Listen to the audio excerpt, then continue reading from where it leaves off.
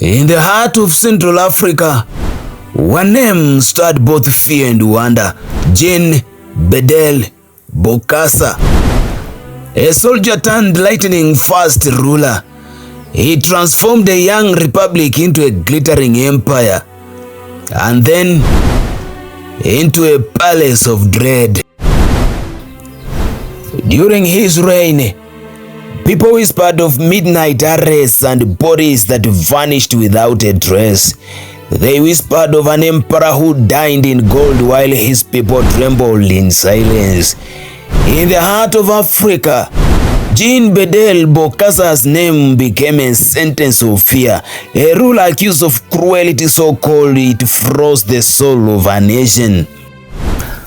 Foreign journalists will later call his reign a carnival of terror. Rumors of brutal punishments, political opponents beaten or simply erased, and feasts of imperial excess that mocked the poverty beyond his palace gates.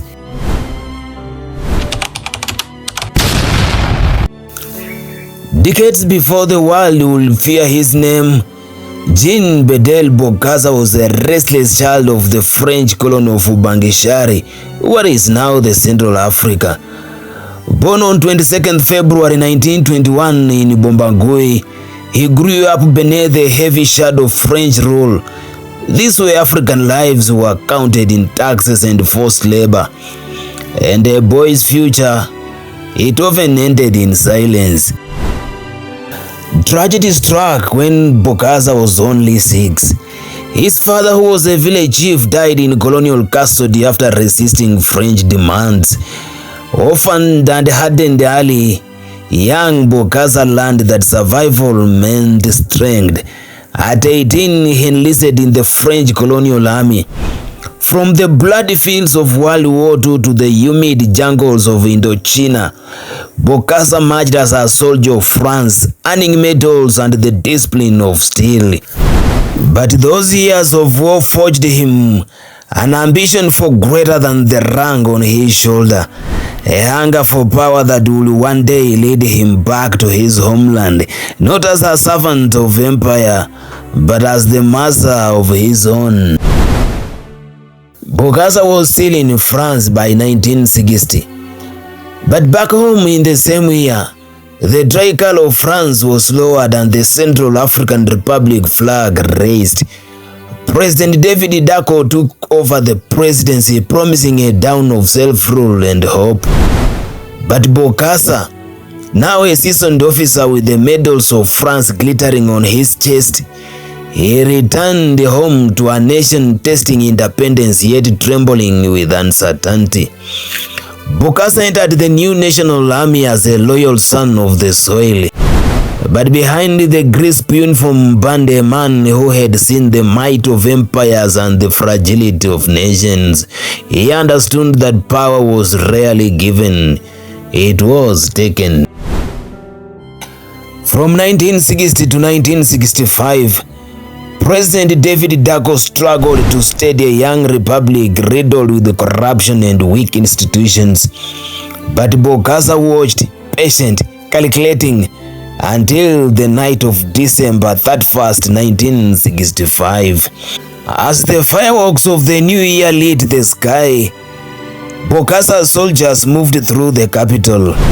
Before dawn broke, President David Dacko was under arrest and Bokassa stood at the helm of the nation. The soldier had seized the stage.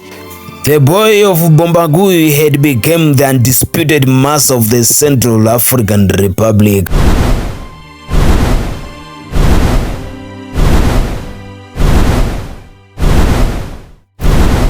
After the coup of 31st December 1965, Jean-Bedel Bokassa wasted no time turning victory into dominion.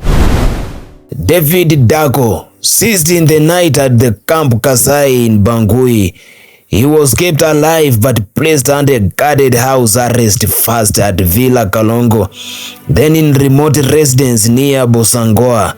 His political voice was silenced, his fate held in Bokassa's iron grip.